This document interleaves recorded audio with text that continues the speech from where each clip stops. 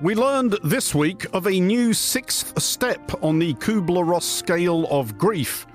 We learned that after denial, anger, bargaining, depression and acceptance comes what might be characterized as anywho. How are you holding up over the last day and a half, sir? I think very good. And by the way, right there, you see all the trucks. They just started construction of the new ballroom for the White House. We learned this and much else besides from the aftermath of the appalling public murder of a young political activist.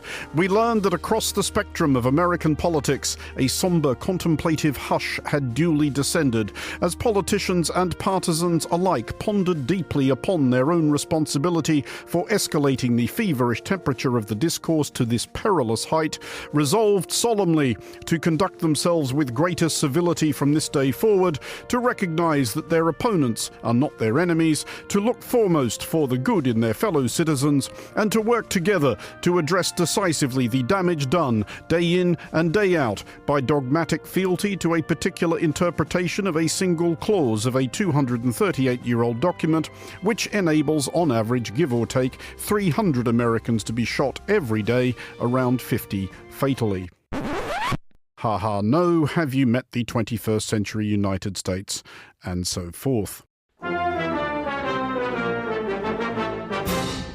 We learned instead that the way Americans could come together as one in the wake of this tragedy was to try to get each other fired for not taking it seriously enough. So when you see someone celebrating Charlie's murder, call them out. And hell, call their employer. We learned this from Vice President J.D. Vance, who, in fairness, is someone who spends most of his days hoping someone in particular will commit an indiscretion sufficient to get them heaved out of their job.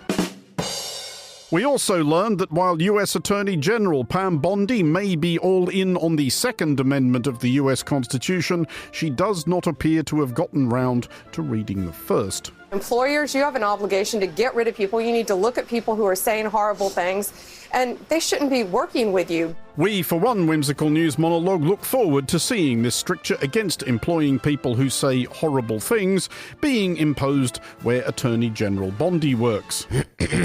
But we learned that at least one Republican grandee, specifically House Speaker Mike Johnson, had absorbed some sobering lessons and was now fully seized of the necessity of restoring courtesy to the national conversation. Leaders cannot call their political opponents Nazis and fascists and enemies of the state because they disagree with their policy priorities. I mean, this is something we should have learned in grade school. And who could disagree with that? The presidency needs, I know what it needs. You meet some people. Among the worst that you're going to meet, though, are in our country. I call it the enemy from within. We have the outside enemy, so you can say China, you can say Russia, you can say Kim Jong-un, you can say it's the enemy from within, all the scum that we have to deal with. And it is the enemy from within, and they're very dangerous. They're Marxists and communists and fascists. In fairness, we learned that the president had been giving some thought to what role he could usefully play in healing his nation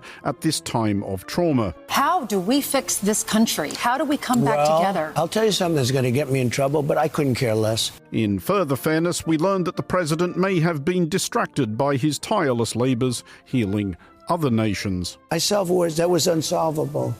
Azerbaijan and Albania, it was going on for many, many years. I had the prime ministers and presidents in my office.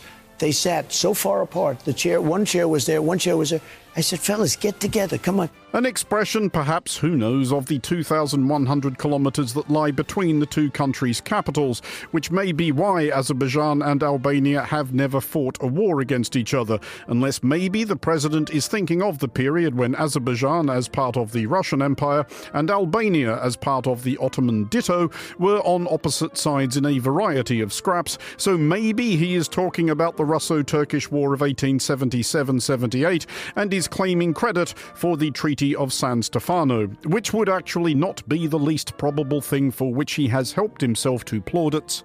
Am I right? I think so. All those golf trophies, for starters. But, and maybe we'll need some somber, reflective satire being used to make a serious point music playing under From Here On. From here on, not from heron. For we learned that you can't joke about this stuff. Literally. Attentive listeners may recall that circa the beginning of this week's monologue we essayed a mild jape about the president's apparent swift moving on from last week's events. At the risk of tempting fate, we did so confident in the knowledge that the only consequences that will likely befall us will be the deafening applause for and fulsome congratulations upon yet another faultlessly conceived and executed wry sidelong look at the week's news.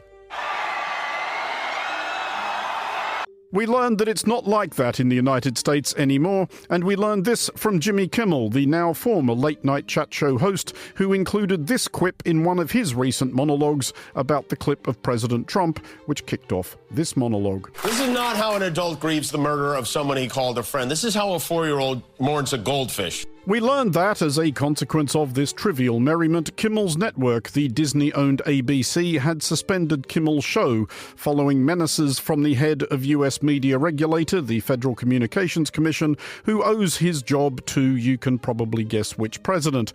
We learned, if we're honest, that we are experiencing a certain difficulty reconciling the actions of this administration of self-declared free speech warriors, which have also included harassing Stephen Colbert off the air and shaking down and or suing CBS, the New York Times and the Wall Street Journal, among others, and their words. In Washington, there is a new sheriff in town, and under Donald Trump's leadership, we may disagree with your views, but we will fight to defend your right to offer it in the public square, agree or disagree. In your own time, Mr. Vice President. For Monocle Radio, I'm Andrew Mueller.